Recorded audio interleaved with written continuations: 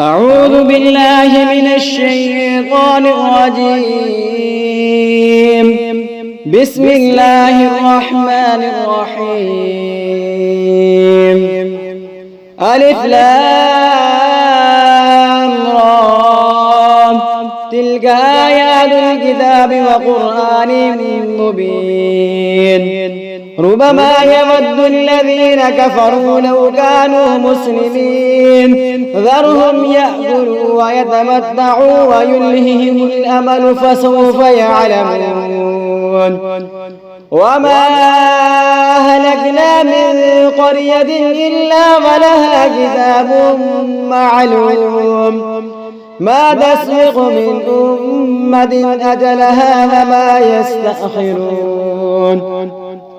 وقالوا يا أيها الذي نزل عليه الذكر إنك لمجنون، لو ما تأتينا بالملائكة إن كنت من الصادقين، ما ننزل الملائكة إلا بالحق وما كانوا إذا منظرين. إنا نحن نزلنا الذكر وإنا له لحافظون. ولقد أرسلنا من قبلك في شيع الأولين، وما يأتيهم من رسول إلا كانوا به يستهزئون. كذلك نسلكه في قلوب المجرمين، لا يؤمنون به وقد خلت سنة الأولين. ولو فتحنا عليهم بابا من السماء فظلوا فيه يعرجون، لقالوا إنما سكرت أبصارنا بل نحن قوم مسحورون. ولقد جعلنا في السماء بروجا وزيناها للناظرين، وحفظناها من كل شيطان رجيم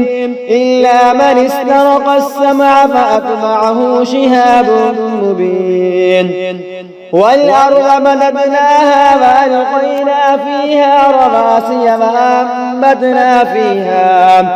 وأنبتنا فيها من كل شيء موزون، وجعلنا لكم فيها معايش ومن لستم له برازقين. وإن من شيء إلا عندنا خزائنه وما ننزله إلا بقدر معلوم. وأرسلنا الرياح لواقح فأنزلنا من السماء ماء فأسقيناكم وما أنتم له بخازنين. وإنا لنحن نحيي ونميت ونحن الوارثون. ولقد علمنا المستقدمين منكم ولقد علمنا المستأخرين، وإن ربك هو يحشرهم إنه حكيم عليم. ولقد خلقنا الإنسان من صلصال من حمأ مسنون، والجان خلقناه من قبل من نار السموم. وإذ قال ربك للملائكة إني خالق بشرا من صلصال من حمأ مسنون، فإذا سويته ونفخت فيه من روحي فقعوا له ساجدين. فسجد الملائكة كلهم أجمعون إلا إبليس أبى أن يكون مع الساجدين. قال يا إبليس ما لك ألا تكون مع الساجدين قال لم أكن لأسجد لبشر خلقته من صلصال من حمأ مسنون قال فاخرج منها فإنك رجيم وإن عليك اللعنة إلى يوم الدين قال رب فأنظرني إلى يوم يبعثون قال فإنك من المنظرين إلى يوم الوقت المعلوم قال رب بما أغويتني لأزينن لهم في الأرض ولأغوينهم أجمعين إلا عبادك منهم المخلصين قال هذا صراط علي مستقيم إن عبادي ليس لك عليهم سلطان إلا من اتبعك من الغاوين وإن جهنم لموعدهم أجمعين لها 7 أبواب لكل باب منهم جزء مقسوم إن المتقين في جنات وعيون ادخلوها بسلام آمنين ونزعنا ما في صدورهم من غل إخوانا على سرر متقابلين لا يمسهم فيها نصب وما هم منها بمخرجين نبئ عبادي أني أنا الغفور الرحيم وأن عذابي هو العذاب الأليم ونبئهم عن ضيف إبراهيم إذ دخلوا عليه فقالوا سلاما قال إنا منكم وجلون قالوا لا توجل إنا نبشرك بغلام عليم قال أبشرتموني على أن مسني الكبر فبم تبشرون قالوا بشرناك بالحق فلا تكن من القانتين قال فمن يقنط من رحمة ربه إلا الضالون قال فما خطبكم أيها المرسلون قالوا إنا أرسلنا إلى قوم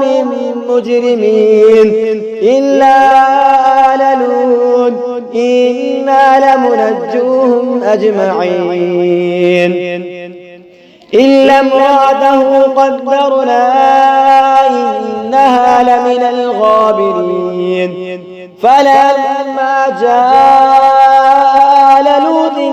المرسلون قال إنكم قوم منكرون قالوا بل جئناك بما كانوا فيه يمترون وأتيناك بالحق وإنا لصادقون فأسر بأهلك بقطع من الليل واتبع أدبارهم ولا يلتفت منكم أحد وامضوا حيث تؤمرون وقضينا إليه ذلك الأمر أن دابر هؤلاء مقطوع مصبحين وجاء أهل المدينة يستبشرون قال إن هؤلاء ضيفي فلا تفضحون واتقوا الله ولا تخزون قالوا أولم ننهك عن العالمين قال هؤلاء بناتي إن كنتم فاعلين لعمرك إنهم لفي سكرتهم يعمهون فأخذتهم الصيحة مشرقين فجعلنا عاليها سافلها وأمطرنا عليهم حجارة من سجين إن في ذلك لآيات للمتوسمين وإنها لبسبيل مقيم إن في ذلك لآية للمؤمنين وإن كان أصحاب الأيكة لظالمين فانتقمنا منهم وإنهما لبإمام مبين ولقد كذب أصحاب الحجر المرسلين وآتيناهم آياتنا فكانوا عنها معرضين وكانوا ينحتون من الجبال بيوتا آمنين فأخذتهم الصيحة مصبحين فما أغنى عنهم ما كانوا يكسبون وما خلقنا السماوات والأرض وما بينهما إلا بالحق وإن الساعة لآتية فاصفح الصفح الجميل إن ربك هو الخلاق العليم ولقد آتيناك 7 من المثاني والقرآن العظيم لا تمدن عينيك إلى ما متعنا به أزواجا منهم ولا تحزن عليهم واخفض جناحك للمؤمنين وقل إني أنا النذير المبين كما أنزلنا على المقتسمين الذين جعلوا القرآن عظيم فوربك لنسألنهم أجمعين عما كانوا يعملون فاصدع بما تؤمر وأعرض عن المشركين إنا كفيناك المستهزئين الذين يجعلون مع الله إلها آخر فسوف يعلمون ولقد نعلم أنك يضيق صدرك بما يقولون فسبح بحمد ربك وكن من الساجدين واعبد ربك حتى يأتيك اليقين بسم الله الرحمن الرحيم أتى أمر الله فلا تستعجلون سبحانه وتعالى عما يشركون ينزل الملائكة بالروح من أمره على من يشاء من عباده أن أنذروا أنه لا إله إلا أنا فاتقون خلق السماوات والأرض بالحق تعالى عما يشركون خلق الإنسان من نطفة فإذا هو خصيم مبين والأنعام خلقها لكم فيها دفء ومنافع ومنها تأكلون ولكم فيها جمال حين تريحون وحين تسرحون وتحمل أثقالكم إلى بلد لم تكونوا بالغيه إلا بشق الأنفس إن ربكم لرؤوف رحيم والخيل والبغال والحمير لتركبوها وزينة ويخلق ما لا تعلمون وعلى الله قصد السبيل ومنها جائر ولو شاء لهداكم أجمعين. هو الذي أنزل من السماء ماء لكم منه شراب ومنه شجر فيه تسيمون ينبت لكم به الزرع والزيتون والنخيل والأعناب ومن كل الثمرات إن في ذلك لآية لقوم يتفكرون. وسخر لكم الليل والنهار والشمس والقمر والنجوم مسخرات بأمره إن في ذلك لآيات لقوم يعقلون. وما ذرأ لكم في الأرض مختلفا ألوانه إن في ذلك لآية لقوم يذكرون. وهو الذي سخر البحر لتأكلوا منه لحما طريا وتستخرجوا منه حلية تلبسونها وترى الفلك مواخر فيه ولتبتغوا من فضله ولعلكم تشكرون. وألقى في الأرض رواسي أن تميد بكم وأنهارا وسبلا لعلكم تهتدون. وعلامات وبالنجم هم يهتدون. أفمن يخلق كمن لا يخلق أفلا تذكرون. وإن تعدوا نعمة الله لا تحصوها إن الله لغفور رحيم. والله يعلم ما تسرون وما تعلنون. والذين يدعون من دون الله لا يخلقون شيئا وهم يخلقون أموات غير أحياء وما يشعرون أيان يبعثون. إلهكم إله واحد فالذين لا يؤمنون بالآخرة قلوبهم منكرة وهم مستكبرون. لا جرم أن الله يعلم ما يسرون وما يعلنون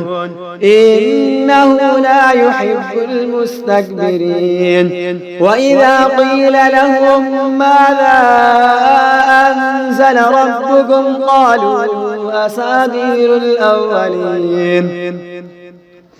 ليحملوا أوزارهم كاملة يوم القيامة ومن أوزار الذين يضلونهم بغير علم ألا ساء ما يذرون. قد مكر الذين من قبلهم فأتى الله بنيانهم من القواعد فخر عليهم السقف من فوقهم وأتاهم العذاب من حيث لا يشعرون. ثم يوم القيامة يخزيهم ويقول أين شركائي الذين كنتم تشاقون فيهم قال الذين أوتوا العلم إن الخزي اليوم والسوء على الكافرين الذين تتوفاهم الملائكة ظالمي أنفسهم فألقوا السلم ما كنا نعمل من سوء بلى إن الله عليم بما كنتم تعملون. فادخلوا أبواب جهنم خالدين فيها فلبئس مثوى المتكبرين. وقيل للذين اتقوا ماذا أنزل ربكم قالوا خيرا للذين أحسنوا في هذه الدنيا حسنة ولدار الآخرة خير ولنعم دار المتقين. جنات عدن يدخلونها تجري من تحتها الأنهار لهم فيها ما يشاءون كذلك يجزي الله المتقين الذين تتوفاهم الملائكة طيبين يقولون سلام عليكم ادخلوا الجنة بما كنتم تعملون. هل ينظرون إلا أن تأتيهم الملائكة أو يأتي أمر ربك كذلك فعل الذين من قبلهم وما ظلمهم الله ولكن كانوا أنفسهم يظلمون. فأصابهم سيئات ما عملوا وحاق بهم ما كانوا به يستهزئون. وقال الذين أشركوا لو شاء الله ما عبدنا من دونه من شيء نحن ولا آباؤنا ولا حرمنا من دونه من شيء كذلك فعل الذين من قبلهم فهل على الرسل إلا البلاغ المبين. ولقد بعثنا في كل أمة رسولا أن اعبدوا الله واجتنبوا الطاغوت فمنهم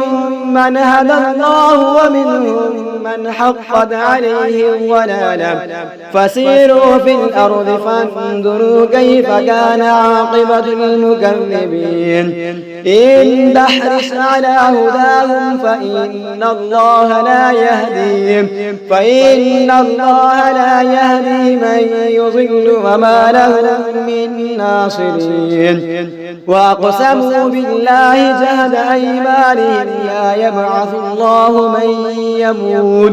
بلى وعدا عليه حقا ولكن أكثر الناس لا يعلمون. ليبين لهم الذي يختلفون فيه وليعلم الذين كفروا أنهم كانوا كاذبين. إنما قولنا لشيء إذا أردناه أن نقول له كن فيكون. والذين هاجروا في الله من بعد ما ظلموا لنبوئنهم في الدنيا حسنة ولأجر الآخرة أكبر لو كانوا يعلمون. الذين صبروا وعلى ربهم يتوكلون. وما أرسلنا من قبلك إلا رجالا نوحي إليهم فاسألوا أهل الذكر إن كنتم لا تعلمون. بالبينات والزبر وأنزلنا إليك الذكر لتبين للناس ما نزل إليهم ولعلهم يتفكرون. أفأمن الذين مكروا السيئات أن يخسف الله بهم الأرض أو يأتيهم العذاب من حيث لا يشعرون أو يأخذهم في تقلبهم فما هم بمعجزين أو يأخذهم على تخوف فإن ربكم لرؤوف رحيم. أولم يروا إلى ما خلق الله من شيء يتفيأ ظلاله عن اليمين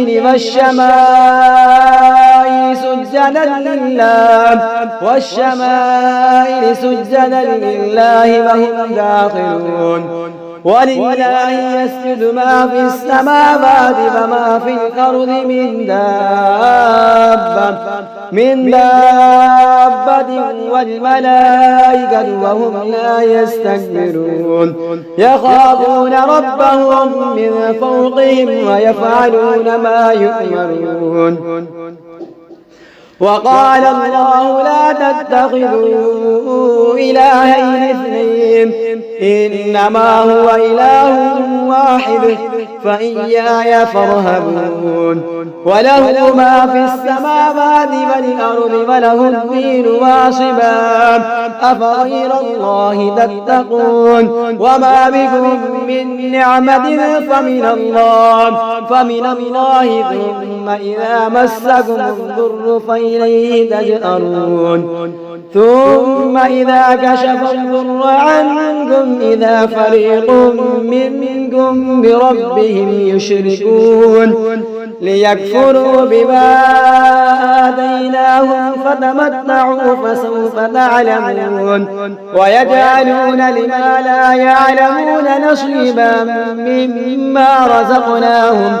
تالله لتسألن عما كنتم تفترون. ويجعلون لله البنات سبحانه ولهم ما يشتهون. وإذا بشر أحدهم بالأنثى ظل وجهه مسودا وهو كظيم يتوارى من القوم من سوء ما بشر به أيمسكه على هون أم يدسه في التراب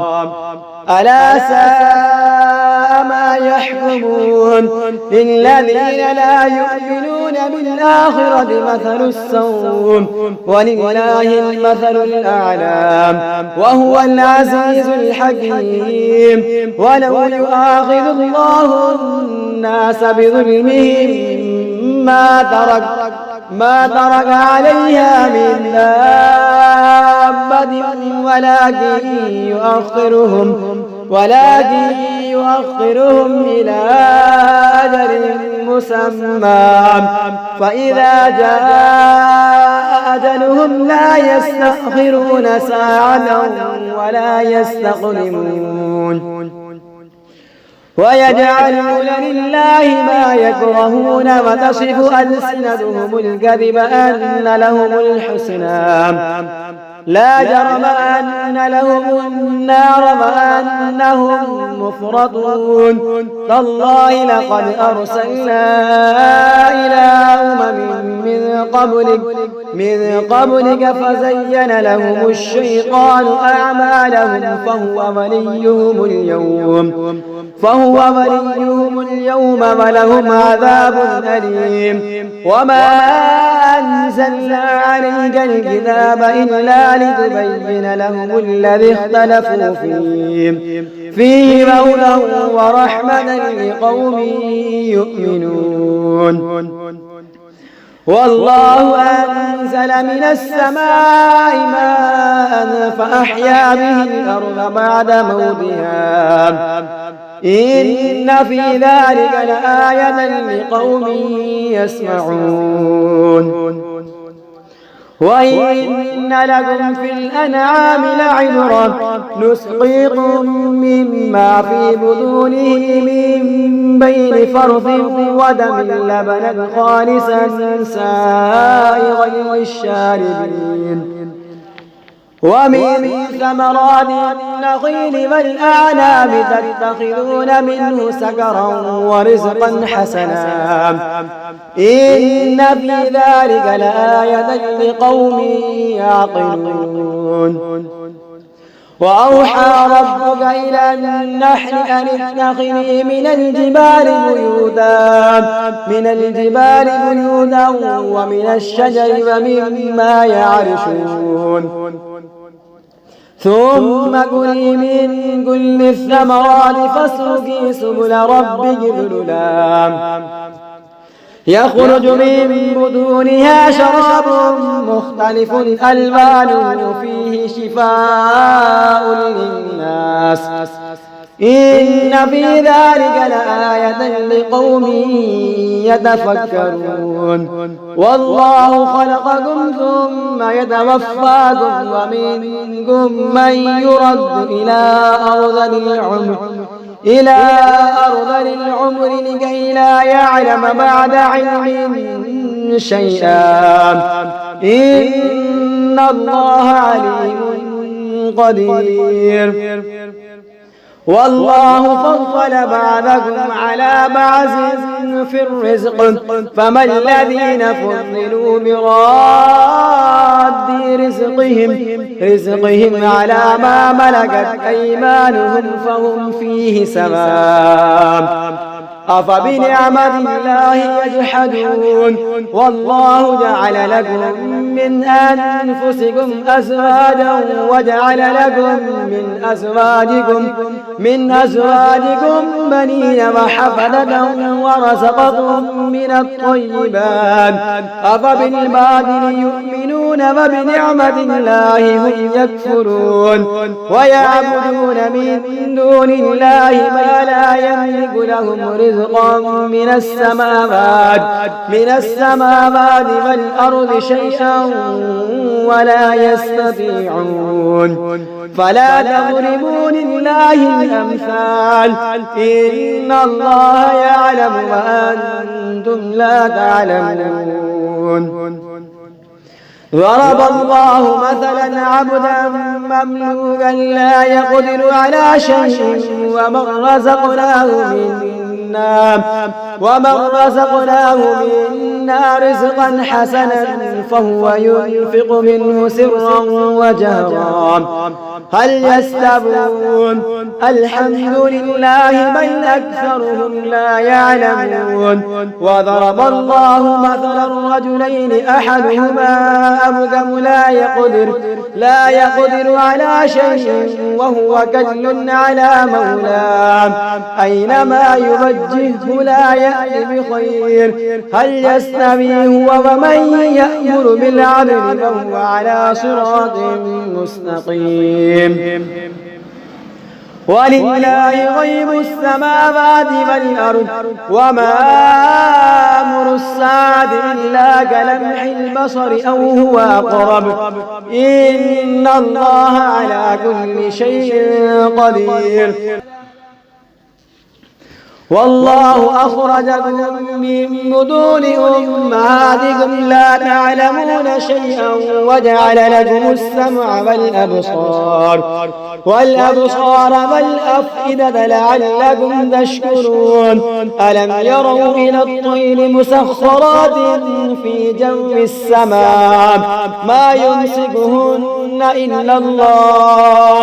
إن في ذلك لآيات لقوم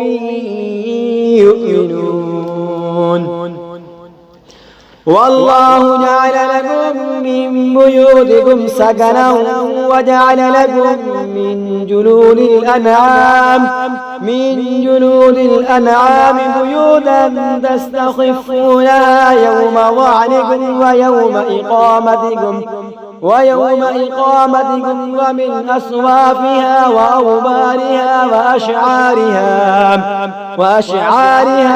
أثاثا ومتاعا إلى حين والله جعل لكم مما خلق ظلالا وجعل لكم من الجبال أكنانا وجعل لكم سرابيل تقيكم الحر وسرابيل تقيكم بأسكم كذلك يتم نعمته عليكم لعلكم تسلمون فإن تولوا فإنما عليك البلاغ المبين يعرفون نعمة الله ثم ينكرونها وأكثرهم الكافرون ويوم نبعث من كل أمة شهيدا ثم لا يؤذن للذين كفروا ولا هم يستعتبون وإذا رأى الذين ظلموا العذاب فلا يخفف عنهم ولا هم ينظرون وإذا رأى الذين أشركوا شركاءهم قالوا ربنا هؤلاء شركاؤنا الذين كنا ندعو من دونك فألقوا إليهم القول إنكم لكاذبون وألقوا إلى الله يومئذ السلم وضل عنهم ما كانوا يفترون الذين كفروا وصدوا عن سبيل الله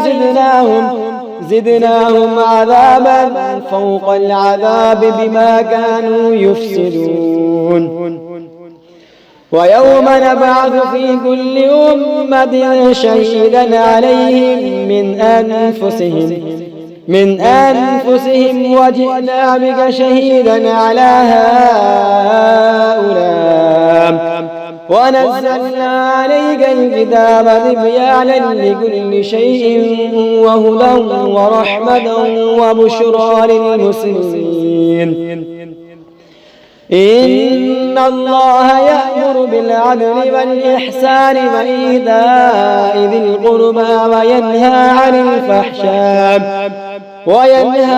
الفحشاء والمنكر والبغي يعظكم لعلكم تذكرون وأوفوا بعهد الله إذا عاهدتم ولا تنقضوا الأيمان بعد توكيدها وقد جعلتم الله عليكم كفيلا إن الله يعلم ما تفعلون ولا تكونوا كالذين نقضت غزلها من بعد قوة أنكاثا تتخذون أيمانكم دخلا بينكم أن تكون أمة هي أربى من أمة إنما يبلوكم الله به وليبينن لكم يوم القيامة ما كنتم فيه تختلفون ولو شاء الله لجعلكم أمة واحدة ولكن يضل من يشاء ويهدي من يشاء ولتسألن عما كنتم تعملون ولا تتخذوا أيمانكم دخلا بينكم فتزل قدم بعد ثبوتها فتذوقوا السوء بما صددتم عن سبيل الله ولكم عذاب عظيم ولا تشتروا بعهد الله ثمنا قليلا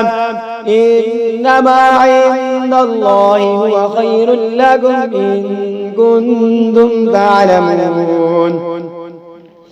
ما عندكم ينفد وما عند الله باق ولنجزين الذين صبروا أجرهم بأحسن ما كانوا يعملون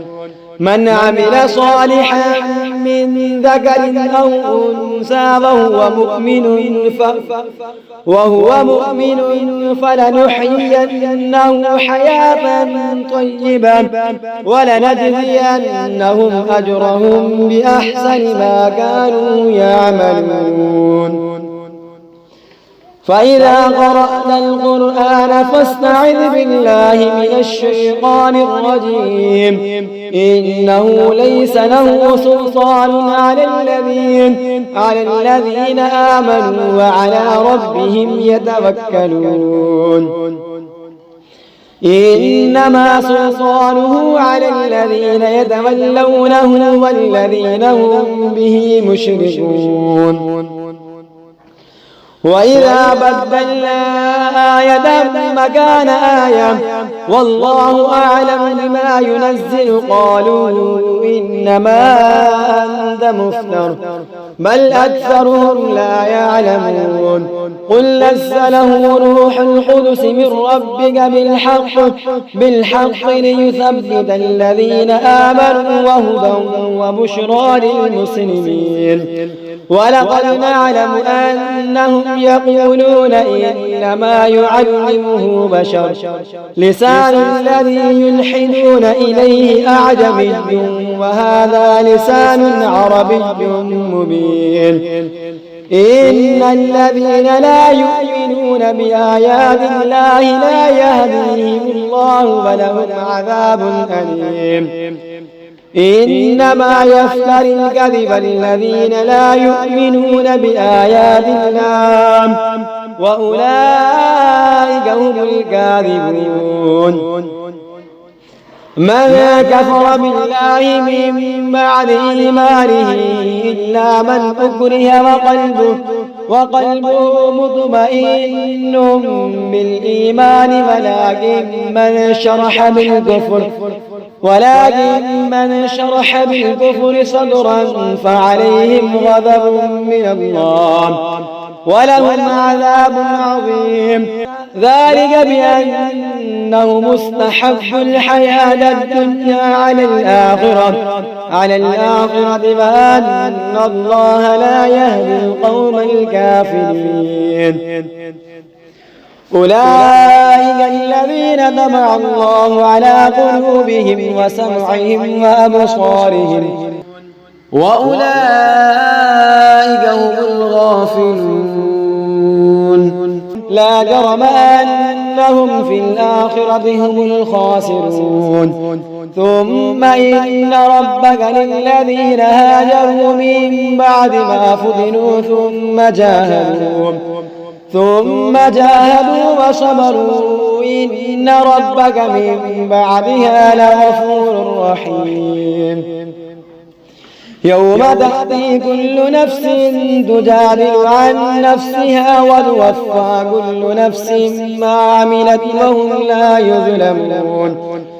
وضرب الله مثلا قرية كانت آمنة مطمئنة